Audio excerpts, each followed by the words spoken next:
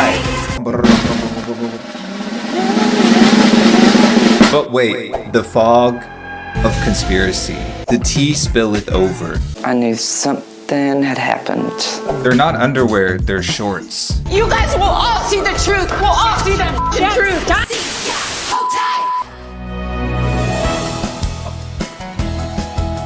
You may have heard that Life by You has been canceled, but was this a self-inflicted death, or was she murdered?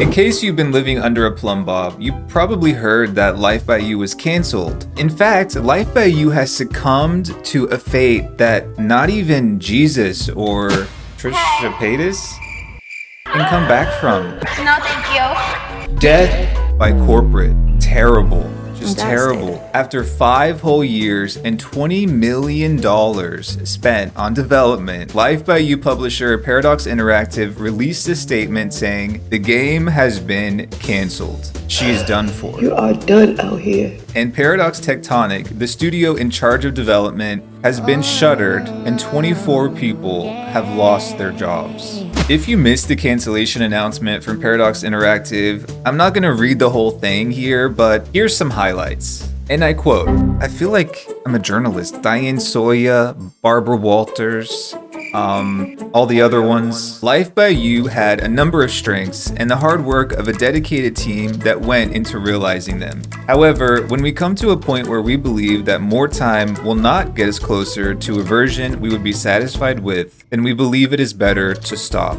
This is obviously tough and disappointing for everyone who poured their time and enthusiasm into this project, especially when our decision comes so late in the process. Yeah, that's a lot of PR speak, and it's not really going into specifics. But they finish by saying this: we have to take a long and hard look at what led us here and see what changes we have to make to become better.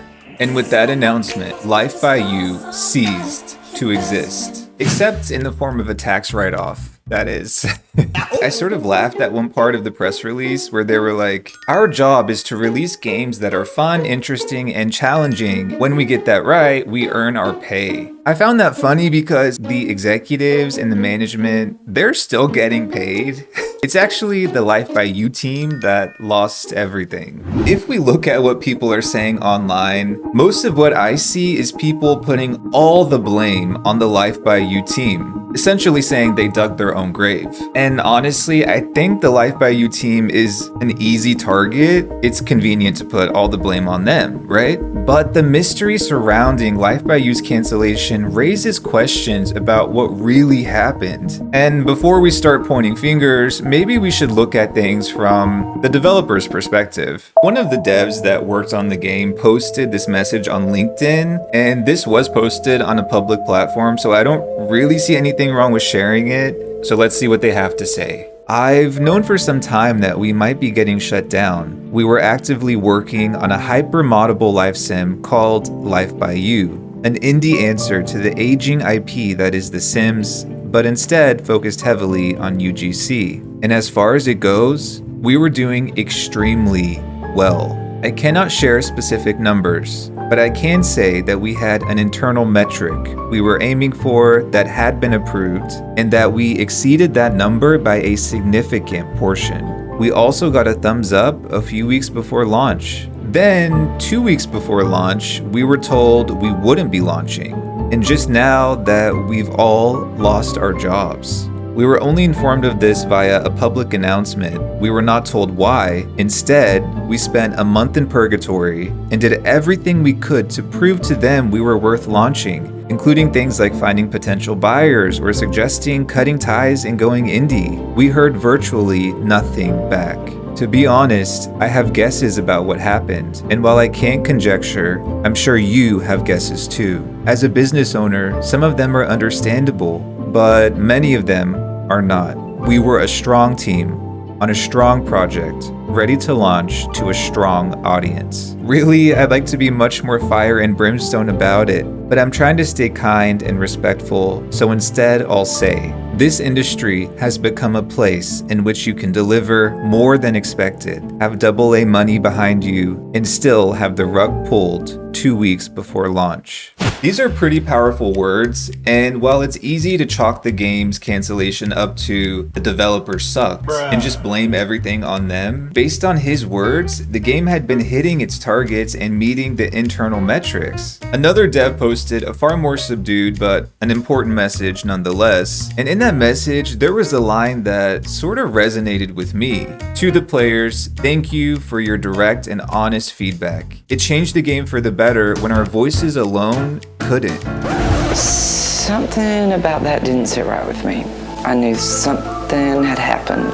But before I go any further, nothing really absolves the Life by You team of any guilt. Of course, some of the responsibility is theirs. They were the developers after all. But when I take a step back and look at these two messages combined, they hint toward the game's cancellation being something that was mostly out of the Life by You team's hands. And the cancellation was an abrupt and extreme decision made by Paradox Interactive. But why? 5 years in development, $20 million down the drain? I mean, there is the tax write-off, but they're also a public company with shareholders with a stock price that fluctuates depending on how the company's performing. And this does not look good to shareholders. And here is where things get tricky. If this were just a one-off instance, maybe we could blame the Life by You team. But this is not the first Paradox game to fail miserably. Lamplighters League, Star Trek Infinite, City Skylines 2, Prison Architect 2. These are all games that have had rocky development timelines, multiple delays, miserable launches, or received a ton of criticism post-release. So maybe this is just a tale of a bad publisher that managed poorly and failed to deliver. There's actually another YouTuber with far more insight into game development than me who put things bluntly, and I quote, "The problem, quite clearly, is Paradox Interactive because they are the common denominator across these projects." But wait, is it possible that other factors went into play? So bear with me as we sail into the fog of conspiracy.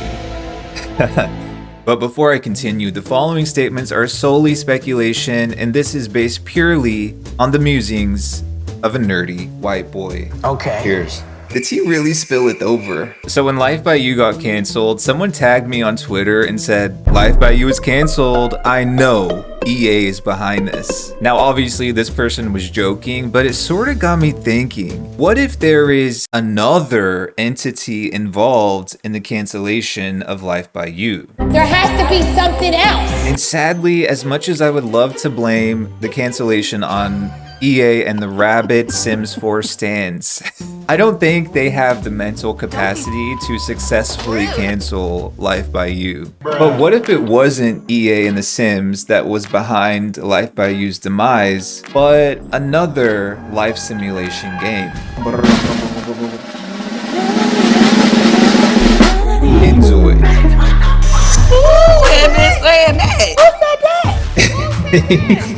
Everybody clicks off the video. But wait, hear me out. I'm dead ass. Krafton is a South Korean game company. 14% of Krafton is owned by a Korean billionaire. He is the majority owner of Krafton. But what if I told you the second largest shareholder of Krafton has been trying to take full control of the company for years now? That shareholder's name is Tencent.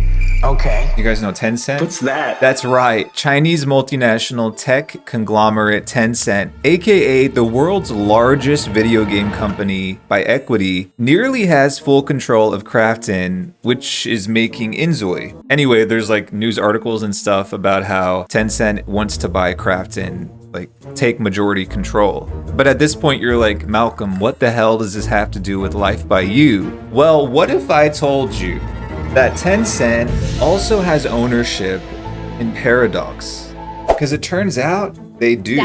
As a matter of fact, they're Paradox's third largest shareholder. So again, this is just speculation, but what if Tencent saw this potential conflict of interest between funding two upcoming competing life sims and perhaps refused to offer any more financing to Paradox Interactive if they didn't do away with Life by You? Maybe it's a stretch, but sometimes corporate politics can be really complex and shady, and we don't really know what goes on with the inner machinations of shareholders and financing. But we do know that shareholders often have a say when it comes to these kinds of decisions like shuttering an entire studio. This is juicy, man. I'm sort of like an investigator, or more like an instigator, I guess. So think about this. Why would Tencent opt to continue funding a studio that is in direct competition with Krafton, and a company that, as I mentioned before, they have a much larger vested interest in? That's a good question. This is simply food for thought. However, I am gonna stop here because I don't want to get sued or assassinated. I feel like those are the only two options at this point.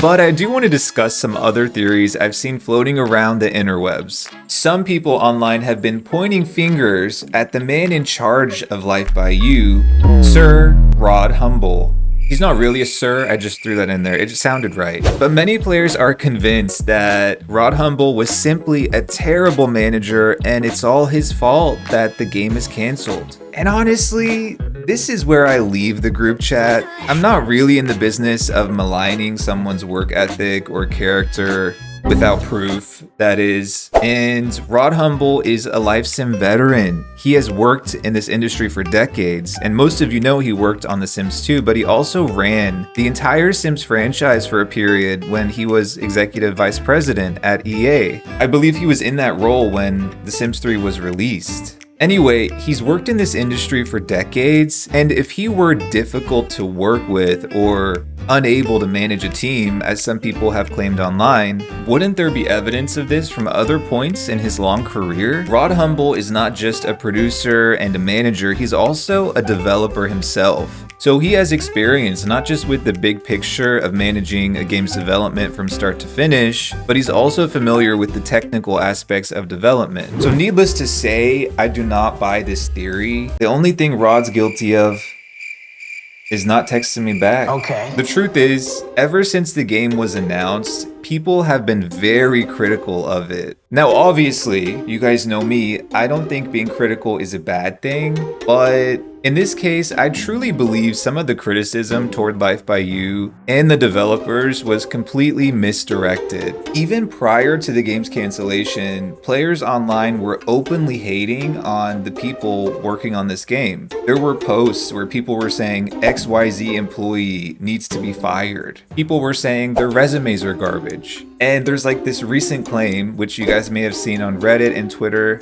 which I think is even more ridiculous, but the claim is that Life by You was an asset flip because it used store assets. The implication is that people were saying Life by You is a fraud because it used character models from the Unity store, but an asset flip is a game that throws together a bunch of pre-made assets without adding any depth or gameplay. It's just a ridiculous accusation, and honestly, I think so many prospective players took their criticism way too far. And I'm gonna cry. I think I owe you the biggest apology. I really do. And since I mentioned Inzoi, I do want to say I always found the comparisons between the two games to be a bit unfair. Of course, it's normal to compare games within the same genre, but I think a lot of people were looking at Inzoi and saying, wow, these characters are so beautiful. Why can't Life by You be like that too? Well, that's because on a bad day, Krafton is 3 times larger than Paradox. Comparing their 2023 revenue alone, Krafton made almost $1.4 billion US compared to Paradox's 400 million. Krafton has over 3,000 employees, Paradox has like 600. And comparing the two respective studios alone, Inzoi has a team that has 70 employees, and apparently they're trying to hire more, and Life by You had a team of 24. In what world would it ever be fair to compare these two games, or expect the same thing from one that you would the other? What I've learned from following Life by You's development and since the cancellation is that some people really do not know how to manage their expectations, and that's not a dig, it's just a painfully obvious observation. Another thing I found interesting is that you guys know that Life by You was sent out to some influencers to make promotional material for the game, and while I always take these kinds of paid sponsorships with a grain of salt, after the cancellation cancellation, some of these influencers spoke on their experiences with Life by You, and overall, people said that, yeah, it needed some polish, but it was a good game all around, and they were surprised by the cancellation. So in the end, where does this leave us? Well, I'm not sure that we'll ever truly know the full story. Do you have any theories about what happened with Life by You? I'd love to hear about them, Illuminati and all. In the meantime, check out some of these videos on some other upcoming Life Sim games. Love you, appreciate you for watching, and I'll see you in the next one. For the memes of it all, right? It's a fucking great meme.